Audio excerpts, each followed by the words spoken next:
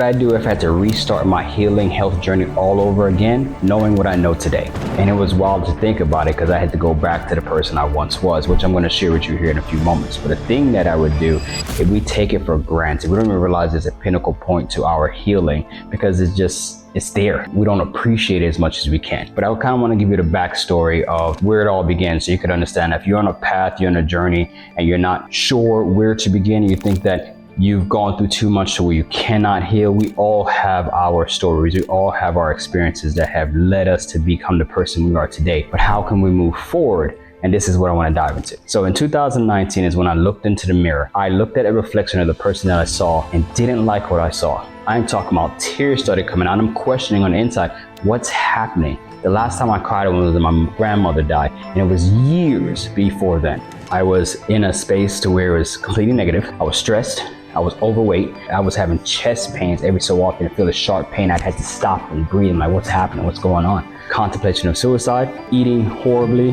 practicing vices such as alcohol, battling an addiction, sex addiction, and then also planning the suicide. Whenever I wrote family members, love notes, and I was ready to be done. Fortunately, it didn't happen. I'm here today. Something switched, something changed. So if you're battling any depression, you're battling the overweight you can't lose, you're battling hormone issues, you're battling just a deep, dark space, you can absolutely begin the journey. And I want to talk about, if I knew what I knew today, where would I begin?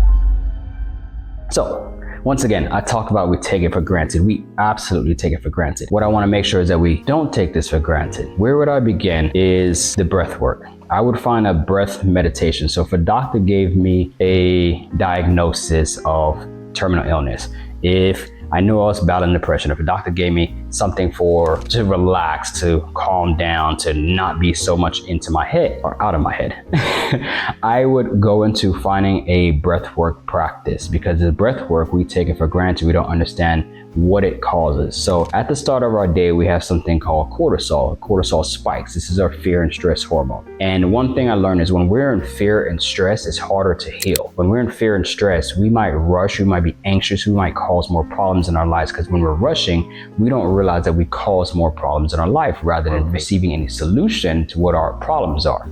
So if we could come back to a point of lowering that cortisol at the start of our day, which is a fear and stress hormone, our breath work will allow us to lower that. So as we're going through the day, we're more at calm and at peace. So if we practice abdominal breathing from in the nose, going down to our belly, and there's many different ways to breathe, exhaling out of our mouth, and we're doing this for a minimum of 2 minutes. This will take us from sympathetic, which is the fight or flight. This is where we're anxious. This is where we're worried. If we could take just 2 minutes to do this breathing, inhaling, exhaling, holding our breath in between, we could take ourselves from sympathetic to parasympathetic, which parasympathetic is more the calm, relaxed, woo-saw state. And this is where most healing happens. So if we're battling depression, we're battling the lack of being able to lose weight, we're battling questioning in ourselves, we're battling always rushing out of the door, go, this busyness. If those are the things we're battling, this breath work, we could take that time to make sure that we're moving in the right direction and being in alignment with that which is greater than, however you deem that for yourself. Whether that's, you say source, God, Mother Earth, yourself, whatever that looks like for you, is allowing you to be back into alignment with that so we could be in a more calm state. And when we're in that calm parasympathetic state, that's when we receive more blessings. That's when we see more gratitude. When we're in the sympathetic, we don't see the gratitude of the things that we have. And if we want to experience healing, before we can receive the things that we want to get, we have to have some form of gratitude. But we have to be more in alignment for us to be able to see that, because you can lose weight most definitely sympathetic. Doesn't mean it's healthy. There's many people who lose weight when they're stressed, they're depressed because they don't eat, they lock themselves up, but you can't tell me that's healthy. But that breath work, if we could allow ourselves to give ourselves that time, we think that we don't have the time, but that's a lie we tell ourselves. That's part of the story. That's, if you want to say, the devil in the ear attempting to stop you from getting to where you want to go, because it wants to keep you in the place of where you're at. What you can do is you could practice breath work, and I just want to kind of go over a quick practice with you. What you're going to do is you're going to inhale in your nose, and you want to imagine that air is going down into your lower abdomen. Imagine you're filling up a balloon. This would be helpful. So you're going to inhale in your nose and hold it down here. We're going to hold our breath for 5 seconds. After we inhale for 5 seconds in our nose, we're going to hold our breath for 5 seconds. What we're doing is we're allowing ourselves to be in a calm state. We just want to be able to be relaxed. So in that breath, you're just feeling the breath coming, you're holding that breath, and you're just listening for the silence.